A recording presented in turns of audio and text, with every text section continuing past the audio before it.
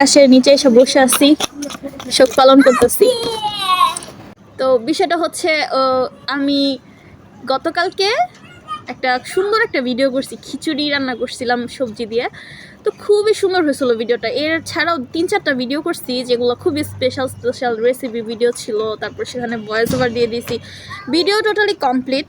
ভিডিওর যে মেইন যে পার্টগুলো ক্লিপগুলো সেগুলা মানে ভিডিও এক্সপোর্ট করে ফেলছি। ওই ভিডিও সব কিছু না একসাথে কিভাবে যে মোবাইল থেকে ডিলিট হয়ে গেছে, মানে মোবাইলের মেমোরিটা ফুল হয়ে গেছিলো। যদিও মোবাইলে অনেক মেমোরি, কিন্তু তারপরেও অতিরিক্ত ভিডিও শ্যুট করার কারণে যে কোনোভাবে একটা প্রবলেম হয়েছে। তারপরে যে ভিডিও যে ক্লিন অপশন আসলো ওইখানে মনে হয় কি করছি আমি জানি না, আমি তেমন কিছু করি নাই।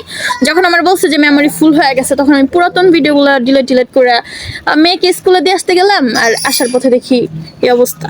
তারপর আমার পুরো এখন মানে মনটা এত খারাপ, মানে এত কষ্ট, এত পরিশ্রম আর এত সুন্দর সুন্দর ভিডিওগুলো ডিলিট হয়ে গেছে। ইভেন মেইন ক্লিপগুলো ডিলিট হয়ে গেছে, যেগুলো অ্যাটলিস্ট আমি রিলস ভিডিও বানানোর কাজে লাগাতে পারতাম। তো এই শোক পালনের জন্য আমি ছাদে এসে বসে আছি, মানে ঘরের ভিতরে আমার দম বন্ধ আসতেছিল। আবারও যাবো, আর কই ঢাকা শহরে যাওয়ার কোনো জায়গা নেই।